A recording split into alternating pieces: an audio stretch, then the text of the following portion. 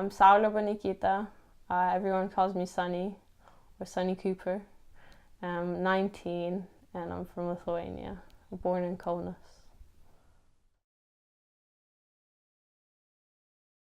My mom got a letter, I think, and she got told to come to like this office, like immigration office. They said like, we just want to speak to you. And then like my mom brought me, my sister, and my stepdad.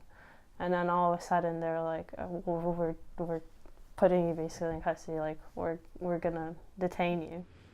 Sunni and her family moved from Lithuania to Illinois, USA in 2005 to search for a better life.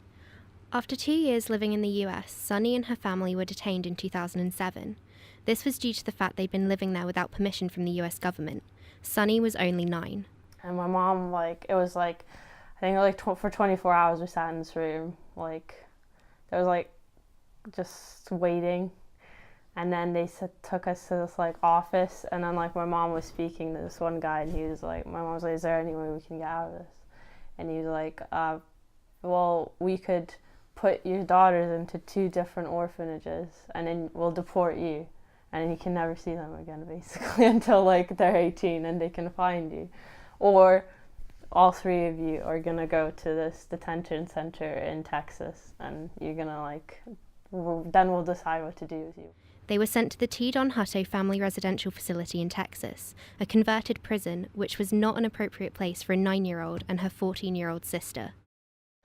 You'd wake up and it's like 3 of you in one room, and you get 2 like metal bunk beds, and there's 2 of them, and then like a bed on the floor, which is where my mom slept, and then the toilet's in there. So you'd probably wake up, then they'd take you to go get a shower, which you'd have like 1 minute to do, and it'll always be cold water.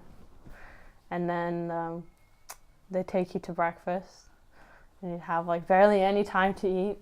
The food was always like really inedible. And then I think after breakfast, you mainly just hung around in like the block, because sometimes you get like an hour of school, and that was just kind of coloring. It was a bit just, there's no excitement. And then maybe like once a week you'd get to go like outside in this like courtyard, and like, oh, you get to throw a ball around for an hour, and then you can go back inside. The number of people in government custody for immigration law violations increased by 79% from 2005, the year Sunni entered the US. Sunni and her sister were treated like prisoners as opposed to innocent children, whilst not knowing the outcome of their fate. I think the biggest impact is the fact that when I was 9 years old, they noticed that I have depression because of everything that happened. And yeah, then I got diagnosed when I was, I think, near year 10, but I've had it for like years before. It just took a while to like diagnose. I think that's the main one. And there's still a lot of trauma. Like, it's really difficult to talk about. And I know whenever I have to like read about it, I break down. Because it's just like, most of my childhood is just blacked out because of like stuff that's happened. And especially like, what happened in the detention center. Like, I couldn't remember most of it. Like, one time I like completely forgot it happened, and then I mentioned it to my mom, and she like told me some stuff, and then like I read the case report, and I just like, I couldn't believe it. And then as you like start to read it, it like comes back to memory, and you're like, no. It's like, this can't be true. But I think it's just, yeah, it's mainly the trauma and just like all the mental health issues that just come with it. Because you're 9, you get put in that environment, and then no one does anything. It's just, yeah, you're left alone for years. The T. Don Hutto Family Residential Facility was closed in 2009 after it was proven that family detention could not be carried out humanely.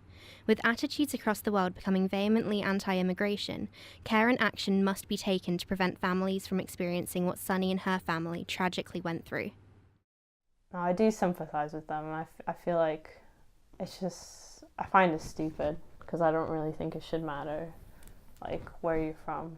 I mean, most societies are built from mixing cultures and races.